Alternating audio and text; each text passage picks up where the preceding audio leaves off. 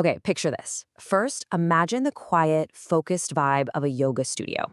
Now, in your mind, swap that with the loud, chaotic, electric energy of thousands of runners at a marathon starting line.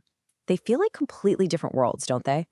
Well, today, we're diving into a really incredible personal story that connects those two worlds. And it might just change how you think about endurance, discipline, and even strength. This quote, wow, it just sets the scene so perfectly. It's this one moment of pure stillness in a sea of motion, and it really captures the whole idea we're unpacking today, how you can bring that mindful, internal practice of yoga to the very external, very demanding world of running. So how in the world can the slow, deliberate work you do on a yoga mat get you ready for a grueling 42-kilometer race? I mean, it sounds kind of backward, right? But what we're about to see is that the lessons you learn in stillness are the exact things that build real, lasting speed. And here's the big aha moment for the author. Finishing the marathon, that was a huge achievement, of course. But the deep understanding of how to run, with awareness and kindness to your own body, that lesson didn't come from the race itself. It was already there, just waiting to be found in her yoga practice. This, right here, this is the heart of it all. We usually think of discipline as this hard, punishing thing we have to force on ourselves. But yoga has this completely different take, and it's all wrapped up in this one concept, tapas. So, tapas isn't about beating yourself up or grinding yourself down. It's about building this internal fire, a heat that actually creates change. And it's fueled by a loving commitment to your own growth. It's a total reframe of what it even means to be disciplined. And this chart just lays it out so clearly. On one side, you have the old way, grinding it out, judging your every move, always pushing faster, harder. You're basically running from something, from not being good enough. But the shift to tapas is about simply showing up, being consistent, and running towards something with compassion for yourself. And this was what sparked the whole change. It's so simple, but it's incredibly profound. Soft, soft. It wasn't about being weak. It was about letting go of all that tension that comes from forcing things and just allowing progress to happen. And this is the kicker. The big breakthrough didn't come from trying harder. It came from fighting herself less. By just stopping that internal battle, the physical effort actually got easier. And that just shows you stillness, that quiet internal strength, that's not the opposite of strength. It is a form of strength. Okay, so that's the big idea. But how do you actually use this when you're out there on the pavement? Let's get into the practical tools that were brought from the mat to the marathon. The number one tool is your breath.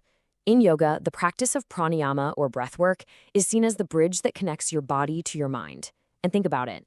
In the middle of a long, tough run, or really in the middle of a tough day, your breath is the one anchor you always have. And here's the super simple technique she used. Just an inhale through the nose for a count of 2, and then a longer exhale for a count of 4. This little rhythm does 2 huge things. First, it physically calms down your nervous system. And second, it gives your mind a simple job, pulling it away from all that chatter about being tired or wanting to quit.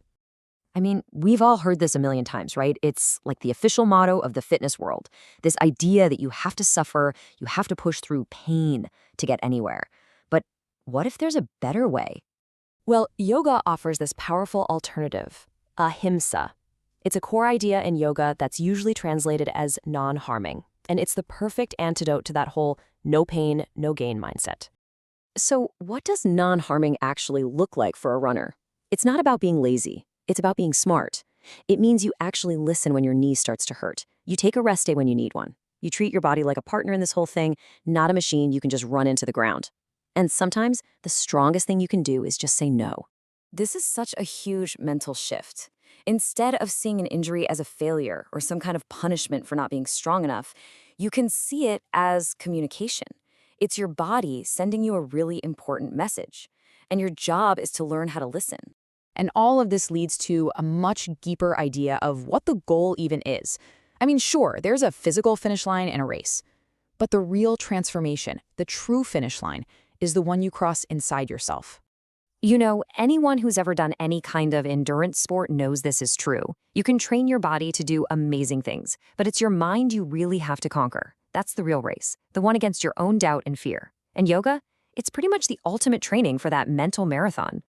And this is basically how it works. Meditation isn't some mystical thing about having a totally empty mind. It's just this simple, powerful loop.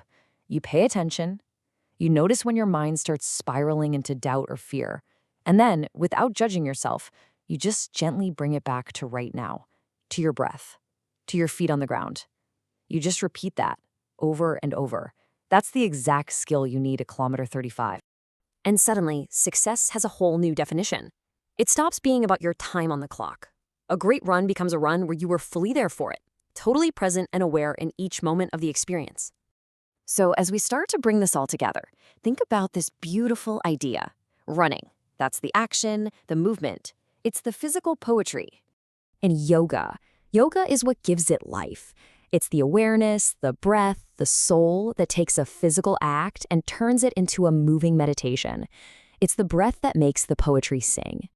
And that's the ultimate point. It's not about just getting to the finish line so the hard part is over.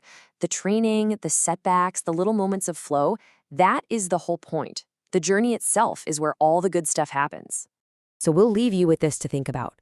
Whether it's running or your job or some creative project, where in your life might you be mixing up discipline with punishment?